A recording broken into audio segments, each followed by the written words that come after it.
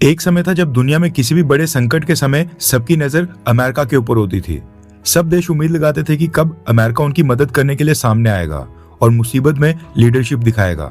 लेकिन अमेरिका लगातार फेल हो रहा है, या ये कहना सही होगा कि अमेरिका के लिए प्राथमिकताएं बदल गई हैं। एंड अमेरिका की जो स्पेस थी वो इस समय पूरी कर रहा है भारत।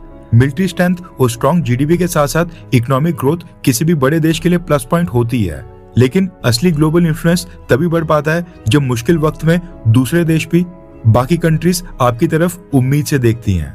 ईरान इजराइल क्राइसिस के बीच भारत ने एक बार फिर से वही मैसेज दिया है, हम सिर्फ एक उभरती हुई सुपर पावर नहीं है, बल्कि भारत एक रिस्पॉन्सिबल और जिम्मेदार सुपर पावर देश है। इस समय जब ईरान अमेरिका वॉर के बीच कई सारे देश खुद को संभालने में लगे हुए हैं, भारत ने दूसरे देशों के लोगों की जान बचाने के लिए अब युद्ध स्तर के ऊपर काम करना स्टार्ट कर दिया है और इसमें इंडियन एयरफोर्स को भी शामिल किया गया है। ऊपर से टर्की को अचानक से भारत की याद सताने लगी है, या ये कह लो कि जो भारत टर्की के पड़ोसी देशों को हथियार देने की तैयारी कर रहा है, उससे टर्की डर गया है और भारत से दोस्ती करना चाहता है। इसके साथ भी Iran America war, Russia, America, Venezuela और ब्रिटेन, इनसे संबंधित काफी सारी इंपॉर्टेंट न्यूज आ रही हैं जो आपको बाकी चैनल्स पर नहीं मिलेंगी, इसलिए वीडियो को एंड तक देखिएगा। सबसे पहले बात करते हैं ईरान अमेरिका वॉर के बारे में। पिछले कल हमने आपको बताया था कि ईरान ने कुवैत इंटरनेशनल एयरपोर्ट के ऊपर हमला किया है, जिसमें एक व्यक्ति की जान गई थी और 60 से ज्यादा घायल हुए थे। न्यूज आ रही है कि ये जो एक व्यक्ति की जान गई थी ये भारत से थे। ऐसे में अब भारत सरकार ने भी ईरान के एयरपोर्ट के ऊपर हमले के ऊपर एक स्टेटमेंट इशू की है, जिसमें भारत ने कहा कि सिविलियन पॉपुलेशन या फिर सिविलियन इंफ्रास्ट्रक्चर का इस युद्ध से कोई भी लेना देना नहीं है। हमने पहले भी कहा है कि सिविलियंस को निशाना ना बनाया जाए, और हम ये फिर बोलते हैं कि इन्वॉल्व पार्टीज सिविलियंस के ऊपर सभी प्रकार के हमलों को रोक दे। जिनकी भी जान गई है उनकी फैमिली के साथ हमारी एम्बेसी कांटेक्ट में है, और रीजन में जितने भी भारत की बाकी के देशों में एम्बेसीज हैं, जितने भी गल्फ कंट्रीज आसपास हैं, उन सब जगह भारत ने अपनी एम्बेसीज को हाई अलर्ट के ऊपर डाल दिया है। ये कहना है भारत का। ईरान के हमले में एक कैजुअलिटी हुई है और वो भी इंडियन। इससे पहले भी कैजुअलिटीज में सबसे ज्यादा नंबर इंडियंस का ही है, क्योंकि मिडिल ईस्ट की गल्फ कंट्रीज में इंडियंस वहां पर बड़ी संख्या में प्रेजेंट हैं। इसके साथ ही न्यूज आ रही है कि ईरान ने कुवैत के एयरपोर्ट के ऊपर हमला करने से इनकार कर दिया है। इन लोगों की ड्रामेबाजी खत्म नहीं हो रही है। ईरानी रेवोल्यूशनरी गार्ड्स कॉर्प्स के स्पोक्स पर्सन का कहना है कि कुवैत इंटरनेशनल एयरपोर्ट के ऊपर उन्होंने हमला नहीं किया है, बल्कि ये अमेरिका की मिसाइल थी जो एयरपोर्ट के ऊपर जाकर हिट हुई है। ईरान ने कहा है कि हमने कुवैत में अपने टारगेट को हिट करने के लिए मिसाइल्स फायर की थी, जिसके बाद US Patriot missile defence system उसको डिटेक्ट करने, उसको रोकने में फेल हो गया, और सिस्टम एरर की वजह से अमेरिका की वो मिसाइल कुवैत इंटरनेशनल एयरपोर्ट के ऊपर जाकर गिरी। ये कहना है ईरान का। ये लोग अभी भी सोच रहे हैं कि इनके झूठ के ऊपर इतनी आसानी से हम लोग विश्वास कर लेंगे। नेक्स्ट जियोपॉलिटिकल अपडेट आ रही है अमेरिका और भारत को लेकर। रेफरेंस के लिए आपकी स्क्रीन के ऊपर आर्टिकल का स्क्रीनशॉट है। न्यूज आ रही है कि अमेरिका के विदेश मंत्री मार्को रूबियो ने क्वाड देशों के लीडर समिट को कंडक्ट करने की तरफ इशारा किया है, लेकिन इसमें भी एक कैच है। मार्को रूबियो ने कहा है कि वो कोशिश कर रहे हैं कि क्वाड देशों के बीच एक लीडर समिट करवाया जाए। ये स्टैंड अलोन लीडर समिट नहीं होगा, यानी भारत के prime minister Modi ji, US president Donald Trump and Australia और जापान के प्राइम मिनिस्टर, ये सब स्पेशली क्वाड समिट अटेंड करने के लिए एक साथ नहीं आएंगे, लेकिन इसको किसी और ग्लोबल इवेंट का हिस्सा बनाया जा सकता है। मार्को रूबियो ने आगे कहा कि जब क्वाड देशों के लीडर्स किसी ग्लोबल इवेंट के लिए एक समय के ऊपर एक साथ आएंगे, उस समय क्वाड लीडर्स समिट करना और आसान हो जाएगा। हम इसको शेड्यूल करने की कोशिश कर रहे हैं। मार्को रूबियो ने बताया कि उनकी उम्मीद है कि ये समिट किसी और ग्लोबल इवेंट की साइडलाइंस के ऊपर इसी साल कंडक्ट हो जाएगा, यानी कि साल एंड होने से पहले पहले अमेरिका चाहता है कि क्वाड लीडर्स का समिट हो जाए, लेकिन डोनाल्ड ट्रंप उसके लिए भारत नहीं आना चाहते हैं। अब ये जो पूरी स्टेटमेंट है, इसका साफ मतलब है कि क्वाड देशों के लीडर्स आगे आने वाले 2 से 3 समिट्स के अंदर मिल सकते हैं। सबसे पहले तो न्यूयॉर्क में यूनाइटेड नेशन जनरल असेंबली की जो एनुअल स्पीच होती है वहां पर, या फिर अमेरिका में जो G20 का समिट होना है उसकी साइडलाइंस पर, या फिर जो अगले महीने फ्रांस में G7 का समिट होना है उसकी साइडलाइंस के ऊपर क्वाड के चारों देशों के लीडर्स वहां पर इकट्ठा हो रहे हैं, तो क्यों ना वहां पर साइडलाइंस में क्वाड लीडर्स मिलकर एक क्वाड की मीटिंग कर लें। ऐसा अमेरिका चाहता है। अब ये लोग भारत को इस साल भी क्वाड लीडर समिट होस्ट करने नहीं देना चाहते हैं, और यही चीज है जो दिखाता है कि अमेरिका क्वाड को लेकर कितना सीरियस है। हमने मार्क रूबियो की विजिट के समय बताया था कि US president Donald Trump quad के लिए भारत नहीं आना चाहते हैं, और बिना भारत में क्वाड लीडर समिट के ही ऑस्ट्रेलिया को चेयरमैनशिप ट्रांसफर कर दी जाएगी। वो समय इनसाइडर न्यूज थी, जो कि अब मार्को रूबियो की स्टेटमेंट के बाद सच साबित हो रही है।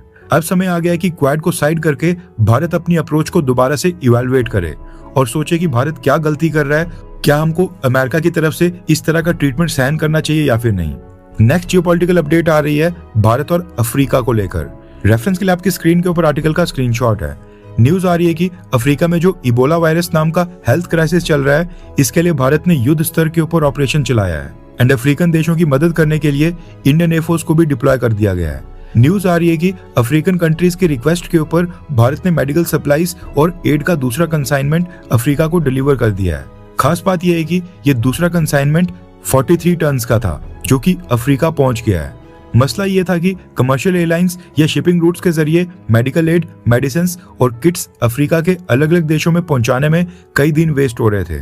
अब क्योंकि अफ्रीका इस समय हेल्थ इमरजेंसी फेस कर रहा है, इसलिए भारत ने इंडियन एयरफोर्स से मदद ली और C-17 Globemaster military transport aircraft में सारी medicine, protective kits, medical equipment और बाकी की एड का सामान अफ्रीका भेज दिया है ताकि ये सब कुछ जल्दी से जल्दी अफ्रीका के अंदर डिलीवर हो जाए। भारत ने कहा है कि हम इंडियन एयरफोर्स की मदद से और भी कंसाइनमेंट भेजेंगे, यानी कि ये लास्ट कंसाइनमेंट नहीं था, अभी और मदद जाएगी। कुछ साल पहले जब भी किसी देश के ऊपर हेल्थ इमरजेंसी या फिर ह्यूमैनिटेरियन क्राइसिस आता था तो सबकी नजरें अमेरिका या यूरोप के ऊपर टिक जाती थी, लेकिन आज की डेट में सिचुएशन पूरी तरह से बदल गई है। अफ्रीका के देशों ने इमरजेंसी के समय भारत से मदद मांगी है और भारत ने भी बिना देरी किए अपनी एयरफोर्स तक को डिप्लॉय कर दिया है। ये सिर्फ मेडिकल एड की क्विक डिलीवरी नहीं है, बल्कि ये भारत की बढ़ती हुई ग्लोबल क्रेडिबिलिटी और हमारी बढ़ती हुई सॉफ्ट पावर है। दुनिया धीरे धीरे भारत को एक ऐसे देश के रूप में देख रही है जो सिर्फ अपने खुद के हितों की बात नहीं करता है, यानी हम सेल्फिश नहीं है और मुसीबत के समय हम दूसरी कंट्रीज के साथ भी खड़े नजर आते हैं। नेक्स्ट अपडेट आ रही है भारत और टर्की को लेकर। रेफरेंस के लिए आपकी स्क्रीन के ऊपर न्यूज 18 के आर्टिकल का स्क्रीनशॉट है। टर्किश फॉरेन मिनिस्टर हकान फिदान ने भारत के साथ रिश्तों और पाकिस्तान के ऊपर कमेंट किया है। टर्किश विदेश मंत्री ने अपनी स्टेटमेंट में बोला है कि हम भारत के साथ बहुत ही अच्छे और शानदार रिलेशंस रखना चाहते हैं, क्योंकि हमारा भारत के साथ कोई भी बॉर्डर नहीं है, ना ही कोई पुराना झगड़ा हमारा भारत के साथ है या फिर कोई बड़ा इशू है जो भारत और टर्की के रिलेशंस को खराब कर रहा है। उल्टा हमारे पास अच्छे रिश्ते रखने की हर एक वजह है। लेकिन टर्की एक अकेला देश नहीं है जिसके पाकिस्तान के साथ अच्छे और पुराने रिश्ते हैं। हमारे तो रशिया, अमेरिका और कुछ यूरोपियन देशों के साथ भी कई सारी बातों के ऊपर मतभेद हैं, पर हम एक नेगेटिव चीज की वजह से उसको बाकी के रिश्तों के बीच में बिल्कुल नहीं आने देते हैं। हम मुश्किलों को साइड में रखकर पॉजिटिव बातों के ऊपर आगे बढ़ना जानते हैं। नेगेटिव चीजों को साइड कर भारत के साथ पॉजिटिव चीजों के ऊपर ध्यान दिया जा सकता है। इसके आगे टर्किश विदेश मंत्री कहते हैं कि मुझे लगता है कि टर्की और भारत को भी यही चीज करनी चाहिए। हमारे पास एक दूसरे के साथ कोऑपरेट करने, एक दूसरे को देने और एक दूसरे का बेनिफिट करने के कई सारे मौके हैं और हम इतने समझदार हैं कि दोनों देश इस दिशा में काम कर सकते हैं, इस रास्ते के ऊपर चल सकते हैं। पाकिस्तान के सिर्फ हमारे ही अच्छे रिश्ते नहीं है, सिर्फ टर्की पाकिस्तान के अच्छे रिलेशंस मेंटेन नहीं कर रहा है, और भी दुनिया के देश हैं जो पाकिस्तान के साथ अच्छे संबंध रखते हैं। अगर भारत हर उस देश से नाराज होने लगेगा जिसके पाकिस्तान के साथ अच्छे संबंध हैं, तो फिर मुझे पता नहीं कैसे चलेगा। पर जैसा मैंने कहा, हमारी भारत के साथ बायलैटरल लेवल के ऊपर कोई भी प्रॉब्लम नहीं है और हम भारत से यही कहेंगे कि वो इस बात को गलत तरीके से ना देखे। ये कहना है टर्की के विदेश मंत्री का। अब ये लोग चाहते हैं कि हम इस बात को इग्नोर कर दें कि ऑपरेशन सिंदूर के समय सिर्फ टर्की ने पाकिस्तान को हथियार नहीं दिए थे, बल्कि टर्किश सेना के लोग उस समय पाकिस्तान को ड्रोन वॉरफेयर में मदद कर रहे थे। और ये लोग चाहते हैं कि हम इसको इग्नोर कर टर्की के साथ नॉर्मल बायलैटरल टाइज और यारी दोस्ती करते रहें। पहले भारत अब साइप्रस और ग्रीस को टर्की के खिलाफ आर्म कर हथियार देगा, अपनी मिसाइल्स हम टर्की के बॉर्डर के पास डिप्लॉय करवाएंगे, फिर उसके बाद देखेंगे कि टर्की को भारत से दोस्ती करनी है या फिर नहीं। चलें ये भारत को सिखाने। नेक्स्ट अपडेट आ रही है S-400 मिसाइल डिफेंस सिस्टम्स को लेकर। रेफरेंस के लिए आपकी स्क्रीन के ऊपर द टाइम्स ऑफ इंडिया के आर्टिकल का स्क्रीनशॉट है। न्यूज आ रही है कि S-400 मिसाइल डिफेंस सिस्टम की चौथी यूनिट की डिलीवरी भारत को स्टार्ट हो गई है। अभी पहला बैच भारत में पहुंच गया है और अगले कुछ ही दिनों में सभी बैचेस शिपिंग के थ्रू भारत को डिलीवर कर दिए जाएंगे। इसमें से कुछ पार्ट्स शिप्स के थ्रू आने हैं और कुछ ट्रांसपोर्ट एयरक्राफ्ट और एयर कार्गो में। जब सारे पार्ट्स अलग अलग बैचेस में भारत पहुंच जाएंगे, उसके बाद इनको एक जगह असेंबल करके कंप्लीट यूनिट रेडी की जाएगी। उसके बाद भारत में थोड़ी सी टेस्टिंग होगी, 1-2 ट्रायल्स होंगे और फिर उसके बाद ये डिप्लॉयमेंट के लिए रेडी हो जाएगा।